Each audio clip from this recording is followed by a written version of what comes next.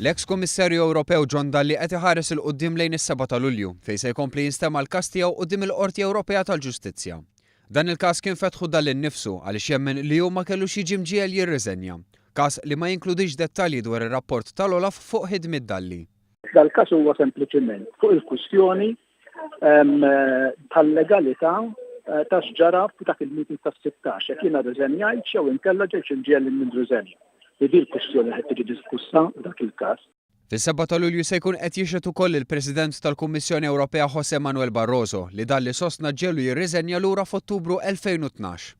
Jiena s'issa dejjem għadt li Barroso ma kellu ebda dritt jieħu dik id-deċiżjoni, tajjeb u allura jiena għadni Kummissarju Ewropew dejjem hekk sostnejt. Sostni li hemm ħafna dettalji li qatt ma ħarġu fosthom l-akkużi ta' Swedish Match kontrih, ir-rapport tas Supervisory Committee kontra l-Olaf kif ukoll ir-rapport tal-Olaf li l-Kummissjoni Ewropea ma rriditx li jkun pubblikat. Kummissjoni Ewropea s'issa għadha qed taħbi ħafna informazzjoni importanti ħafna.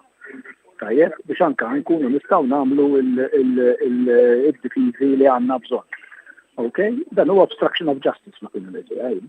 Għadhom qed jaħbu l-informazzjoni kollha, jiena nsaqsi għalfejn tal-ħabbi kollu.